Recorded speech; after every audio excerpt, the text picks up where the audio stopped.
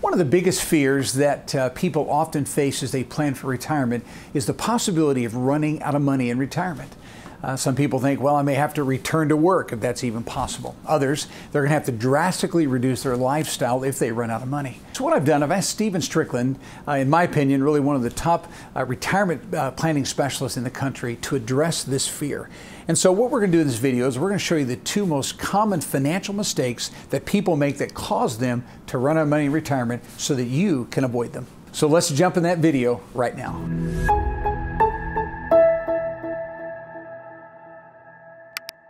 Appreciate it, Marvin. And yeah, it's so true. We like to tell people that you get one chance to retire, but we help people retire every single day. So we're dealing with people that are before retirement. We're dealing with people that are getting ready to retire. We're dealing with people that are in retirement. It's just all that we do at our firm. So we've seen a lot of things over the years to help people get ready for retirement. You're in the critical 15. Mistakes can't be made because we don't have time to recover. And so really two of the biggest mistakes that we see that people make when it comes to retirement income planning has to do with the stock market. It has to do with stock market volatility. And the first one is what I like to call the average versus the actual rate of return. And this is going to be critical. A lot of times we talk to everybody about a paradigm shift, and this is one of the paradigm shifts that people have to have. It's a change in the way you think about these things. So what I mean by that is sometimes you'll see a investment portfolio, you'll see a mutual fund prospectus, and it'll say the average annual rate of return in this portfolio is 6% per year. And sometimes people look at that and they assume that that means that they can base their entire retirement assumptions on this average annual rate of return. But here's the problem. When you're dealing with the stock market and you're talking about an average annual rate of return, you're talking about something that goes up in value and down in value. And the reality is simply this, that if you have an investment portfolio, if you have a list of returns that involves any negative returns, the average annual rate of return and the actual rate of return are never the same. So I'm just going to give you all just two examples today. So let's just say you had a portfolio that went up 30% one year and it went down 20% the next year. Over that 2-year period, you had a 10% rate of return over that 2-year period of time. The average rate of return for that 2-year period of time would be 5% per year. That's the average annual rate of return. But if you had a portfolio, you started with $1,000 and that $1,000 earned 30% in year one, you would have $1,300 in that portfolio. But if $1,300 loses 20% next year, you're going to lose $260. The portfolio balance after 2 years is going to be $1,040 at the end of 2 years. That equals a 4% total return, and that equals an average of 2% per year. But if you had a mutual fund portfolio, they would say it was up 30% one year, down 20% year the next. You got 10%, the average is 5%. And the reality is that is the average. But if you were invested in that portfolio, you would not have gotten 10%. You would not have averaged 5%. You would have averaged 2%. Hey, just real quick. We often hear from our viewers that they wish that they would have seen a video earlier because they made a decision that really wasn't in their best interest, or they made a decision without having this information and it cost them financially. And we don't want that to happen to you. We upload 3 times every week, and the only way you're going to know about our new videos is if you subscribe to the channel and hit the bell notification. We're constantly giving away brand new strategies, updates, and comparisons that you don't want to miss. So click the subscribe button below this video right now and turn on notifications so that you never miss another video. And sometimes it's hard for people to understand, how is that possible? The reason that is because anytime there's a negative number added into the mix, the average is not the same as the real.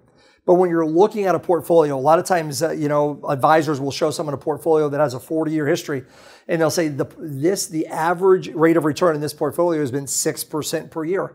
And it's not a lie. This is not a lie. This is the average rate of return. Plus 30, minus 20 over a 2-year period of time. That is the average. So it's not true.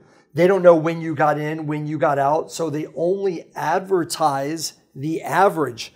But I need a light bulb to go off in everyone's mind from this day forward. Anytime you hear the word average rate of return, you need to realize That's not the same as the real. I'm going to get to why that's important in just a minute.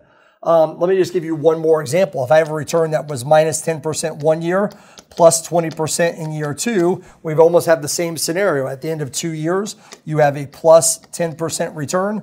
The average is 5. But how many of you believe that your real return is not going to be 5%? So I have a portfolio that goes down 10%. I'm going to start with $1,000 again. I'm going to have $900 after year 1. 900 goes up by 20%. I'm going to add $180 to this at the end of 2 years. I have $1,080. That's not bad, but that is a 8% return, and my average equals 4. Marvin, I could do this all day long. The point is, anytime you have a negative return added into the mix, the average rate of return is never going to be the same as the actual rate of return. And you may be saying, why is that important? That's important simply because most people go into retirement and they're basing their entire retirement income on an average annual rate of return. They're saying something like this, and a lot of times advisors will say something like this. Hey, here's a portfolio that's been around for 40 years. The average annual rate of return in this portfolio has been 6% a year. You're probably not going to live 40 years in retirement, are you? This portfolio has been around longer than you're going to live in retirement. It's been through a lot of ups and downs. It's averaged 6% a year. You, Mr. and Mrs. Client, if you only need to pull out 5% per year, you probably or you should not run out of money in retirement. If I said to you, here's a portfolio that averages 6 and you withdraw 5, you should not run out of money in retirement. That sounds true, but in reality, it is very possible to average 6, withdraw 5, and run out of money in retirement. Why is that true? That's true because, first of all, the average is not the same as the actual rate of return. That's one of the biggest mistakes people make, basing their entire retirement dreams on an average rate of return. The other one is this one, and I'm just going to say over here, it's what we call the sequence of returns, the sequence of returns risk, because the other thing that matters to people is not only just making an assumption of the average, it's the order that the returns comes in. So if I'm in a portfolio that I'm withdrawing 5% per year, let's just say that I have a portfolio of $1 million. And in year 1, the stock market loses 20%. The S&P is down, but I needed $50,000 a year of income. I'm going to pull out 5%. So at the end of year 1, I'm going to have $750,000. I need $50,000 a year. Now, all of a sudden, in year number 2, instead of starting with $1 million and a 5% withdrawal rate may feel like, you know what, I think that's sustainable. I may be able to do that. All of a sudden, in year number 2, I still need $50,000 a year. But $50,000 and $750,000 is no longer a 5% withdrawal rate. That's closer to a 6 or 7% withdrawal rate. So all of a sudden, I need 6.5%. But what if the market hasn't come back yet? And in fact, it's down 10%. And we could just keep going down this list. Now, all of a sudden, I only have, let's say, $600,000. I'm 2 years into retirement.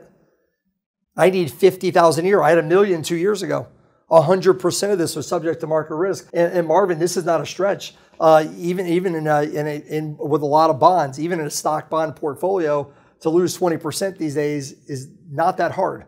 To lose 10% is not that much out of the question. So someone 2 years in retirement simply because there were negative returns early. Now again, in year 3, I need $50,000 a year. Now all of a sudden, this is a 9% withdrawal rate. That is not sustainable. Now again, if I reverse this and you had a plus 20% in year 1 and a plus 10% in year 2, this would look a lot better. And the reality is that's a possibility too.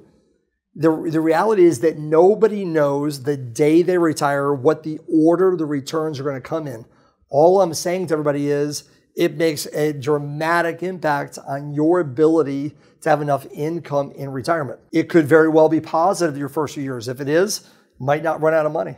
If it's negative the first couple of years, the chances are you probably will run out of money in retirement. So the point is this. The point of this video today is there's 2 big mistakes. And I'll admit to you, it took me a long time being in the industry to understand these 2 concepts. So there's a lot of very good financial advisors out there that simply just say, here's a portfolio that averages 6. You need to pull out 5. You shouldn't run out of money in retirement. I'm here to tell you today that's a big risk and why we do planning. So there is a plan. You can put together a plan that says, I'm not going to base it on average rates of return. Since I don't know the order the returns are going to come in the day I retire, I'm going to make sure that my plan addresses this potential so that doesn't happen. And I wouldn't tell you all about this risk if there was not a way to deal with it. And there is a way to deal with sequence of returns. And it's something that you can eliminate that risk, take it off the table so you don't have to worry about it in retirement. Yeah, very good, Steve. Yep. You know what's interesting about this?